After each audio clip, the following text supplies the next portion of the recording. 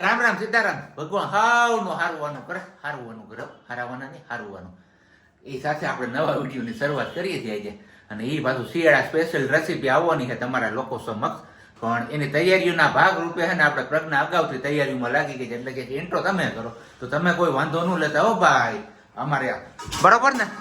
વાંધો લે, બે રોટલા વધારે ખાઈ લે વાંધા વાળા. એવું છે, કઈ વાંધો નહીં. તો શું બનાવવાનું છે ફટાફટ? પેલા ખજૂર પાક અને બીજા નંબરમાં માવાના પેંડા. ઓકે, જેના માટે આપણે ઓલરેડી ખજૂર ફોલીને રાખી દીધો ને માવો આવી ગયો છે. ખજૂરમાંથી ઠળિયા કાઢી ઝીણો કાપી અને તૈયાર કરીને રાખી દીધો છે પ્રિપેરેશન તરીકે. અને માવો આવી ગયો છે. ખાંડ લેવાની ને ચાસણી લેવાની ને ખજૂરને શેકવાનું ને એવું કંઈક કરવાનું છે. ચલો, ખજૂર પાકમાં નાખવા માટે ડ્રાયફ્રૂટ કટિંગ આપણે જ ધવલને આપ્યું છે. એટલે અહીંયા ડ્રાયફ્રૂટ કટિંગ કરે છે, કાજુ અને બદામ. કેમ? હો. બીજી બાજુ અહીંયા માવો શેકાય છે ખજૂરમાં નાખવા માટે. ખજૂર શેકો જ પણ પેલા કીધું માવો શેકીને કાઢી લઈએ અને આ છે અમારી સાંજની પ્રિપેરેશન. એટલે એને થોડુંક અવોઇડ કરજો જોતા લઈએ સામે. ચલો, અહીંયા આપણો આ માવો શેકાઈને એકદમ રેડી છે. કલર આપણો ચેન્જ થઈ ગયો છે માવા. અહીંયા આપણે લઈશું હવે ખજૂર શેકવા માટેનું ઘી. 1 કિલો ખજૂર છે. એમની સામે આપણે જોઈએ કેવું ખજૂર ઓલું થાય છે એ પ્રમાણે ઘી લેવાનું છે. ઘી આપણું મેલ્ટ થઈ ગયું છે ને હવે એડ કરી દઈએ ખજૂર.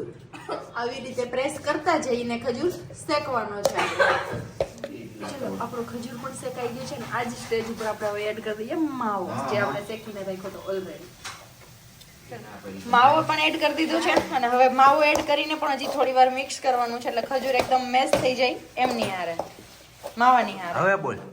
માવો પણ આપણો શેકાઈ ગયો છે અને એડ કરી દીધો છે ને ખજૂરમાં મિક્સ પણ થઈ ગયો છે. હવે નાખી દઈએ ડ્રાય ફ્રૂટ. થોડાક રાખશું આપણે ઉપરથી એડ કરવા માટે.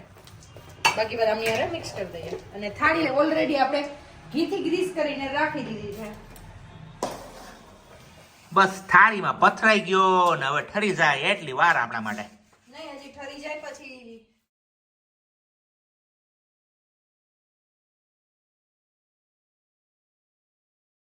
થોડો ઘણો સાથ હું પણ દઈ દઉં પ્રજ્ઞાજીનો. કારણ કે જો અહીં અમારે ખજૂર પાક થઈ ગયો રેડી ને એકદમ ને ઉપર મસ્ત મજાના કાજુ બદામ પણ પથરાઈ ગયા છે જોરદાર. ઘટે નહીં એવું.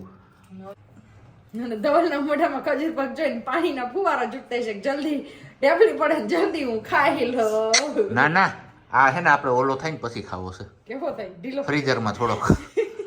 ફ્રીઝરમાં ન હોય મૂકવાનું કે? હા, કોણે કીધું? ફ્રીઝરમાં ન હોય. ચલો ફટાફટ આ રેસીપી આપણે અહીંયા જ પૂરી કરીએ. હવે પીસ પાડી છે નહીં બતાવું કેમ કે અમારા વિડીયો એડિટિંગનો ટાઈમ થઈ ગયો છે એટલા માટે.